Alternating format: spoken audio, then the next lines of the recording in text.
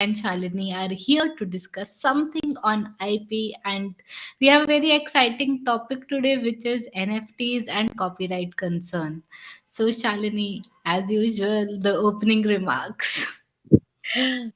Opening remarks is good evening, everyone who is watching this. And Priggya, I hope you are having a great Tuesday. Yes, absolutely. So, this is essentially a continuation of our talk from last week. Last week we had discussed NFTs and trademarks. So I won't go into the definition of the definition and the explanation for NFT again.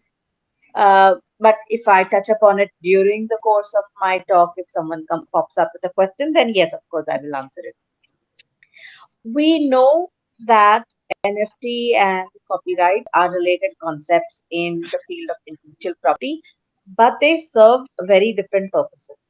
Copyright, we know that it is a form of IP that gives that grants to creators of original work such as literary, dramatic, musical, and artistic work the exclusive right to control and monetize their works for a period of time.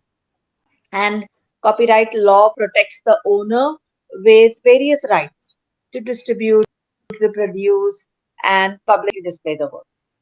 NFTs, on the other hand, are a slightly different game. They are digital assets that represent ownership or proof of authenticity of a specific item. Generally, it's an artwork, music, videos, but in the recent times, we've also seen NFT for vintage wines and jewelry. NFTs are usually stored on the blockchain and they are unique, non interchangeable, and verifiable, hence the term non fungible token. And I'll tell you a joke about this in a little bit. But NFT, coming back to my slightly longish opening remarks, NFTs, uh, we use NFTs, or they have become prevalent in the recent times to represent copyrighted work.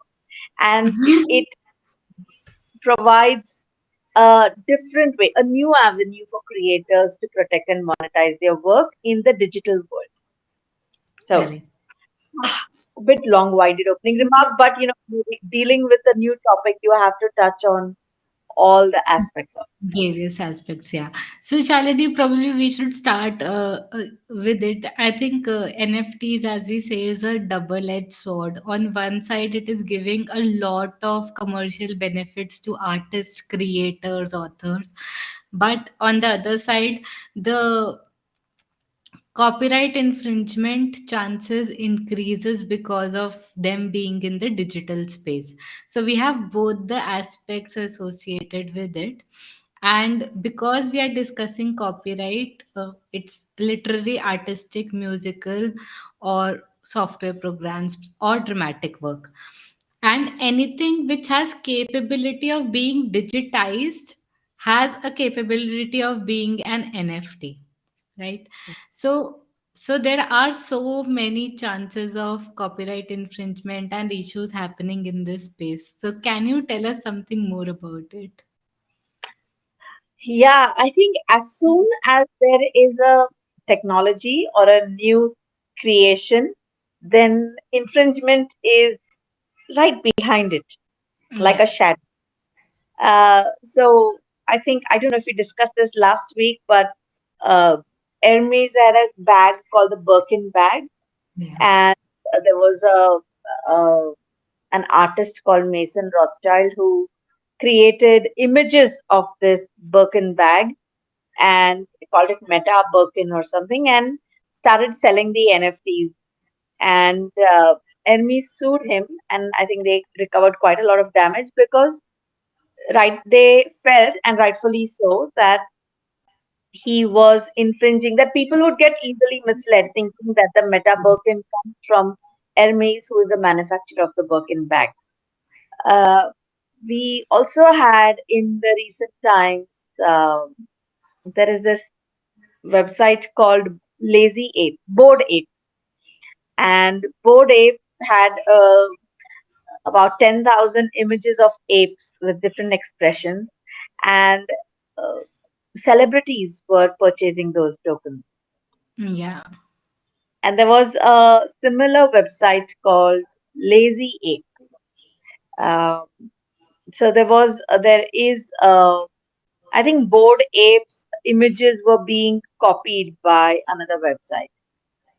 So Yeah. um, we do see, and especially when it's images that are being stolen, we do see a lot of copyright infringement happening in the NFT space. But I was laughing while I was giving my opening remarks because, I was talking at home at the dining table about NFTs and IP. And, my children, I don't know if they're listening or not, but they humor me. And yesterday they showed me this video where a bunch of Asian content creators on YouTube, influencers. A couple of them are from Western classical music. One does reviews for gadgets, and one does makes fun of Asian parents. So the guy who was reviewing the gadgets, they were doing a mock Asian chef thing, and the guy who does uh, the gadgets review, he was one of the pretend contestants, and he was like, I've got the best dish, and this dish is going to sell for thousands of dollars every night, and anyone can own it, and it's an amazing dish. And then the person who was pretending to be the chef, the judge, said, let me see what it is. And he showed him a picture of a taco. And he said, this is an NFT for a taco. And it's and he explained non-fungible token in two lines. He said this is non-fungible token and goes on the blockchain, and it's a block of data, and it's verifiable and transparent. And and I look at my children and go, you all understood all of this? And they said, yes. That's why we didn't ask you what it means when you said you're talking about NFTs and copyright. So that's the level it's at. The kids are watching it these days, so we need to be up with our explanation. So there is another story, a guy becoming a millionaire. Why? Because for a period of 3 years he clicked selfie every day, and then he sold all those selfies as NFTs. And because the number of pictures were limited, and it was I can't say it was silly, but maybe innovative, maybe silly. He used to sit on his gaming chair every day and click one selfie and just upload it. Uh, the other, yeah, and people buy it. I don't know. There's this other case of copyright and NFT where the first ever tweet by Jack Dorsey on Twitter, he sold it for a huge sum. But I huge I sum. I just read about it and I was like, oh my god, that's millions of dollars. yes, and I'm thinking when you tweet something, you are subscribing to Twitter's copyright laws. Yes. So Twitter own the copyright, or does Jack Dorsey own the copyright? I, in these privacy policies, once I analyzed all the privacy policies, they are very strict that the intermediary is capable of taking the rights away from the content creators. So, whoever is the content creator and is listening to us to whichever platform they are using, they should first verify who has that ownership of your content once it goes to the platform. Correct. Yeah, but I don't know if we are at a stage where we have woven all of these different Yeah. restrictions together.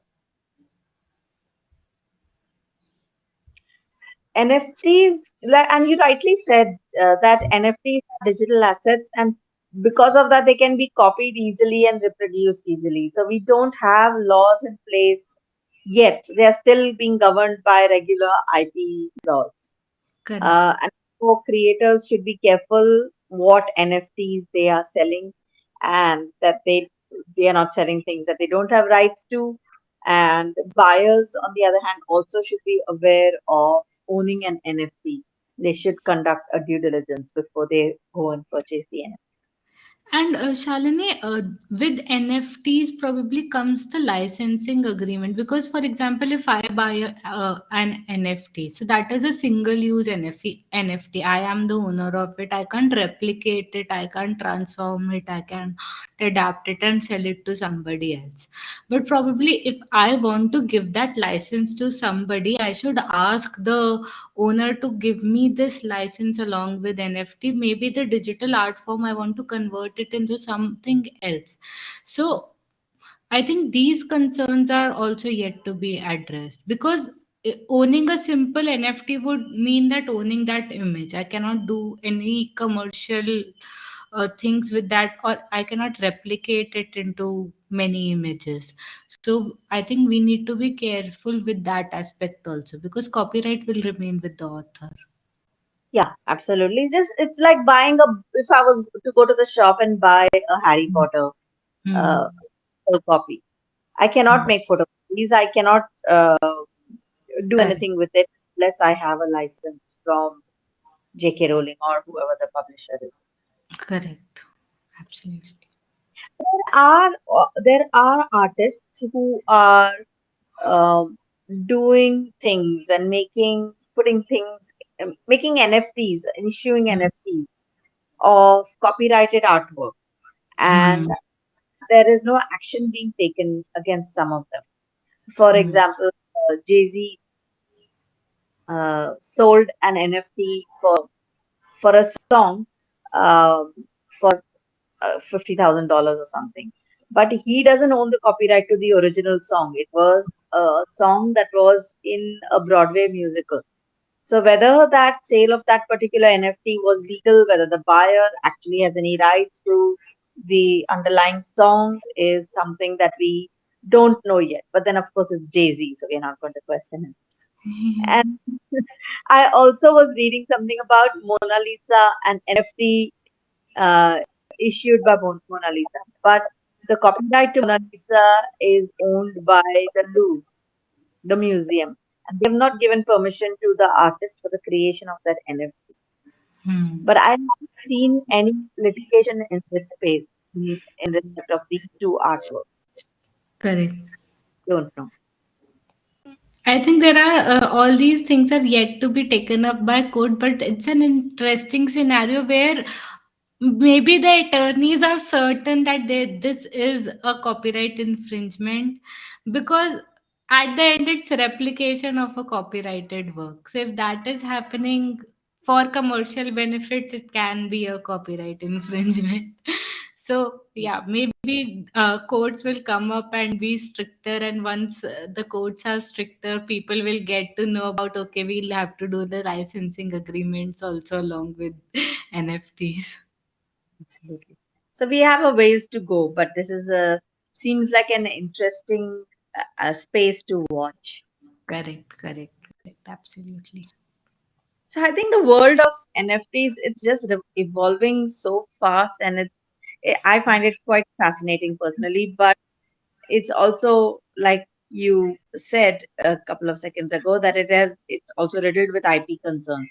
Whether we are Hmm. talking this week about trademark disputes Hmm. over names of NFT collections, or whether we are talking about copyright issues around existing works in art, music, or literature, or we're talking about questions of ownership or control of who is the person who's going to control NFTs, is it the original owner or the person who's minted the NFTs? Hmm. We have to be careful.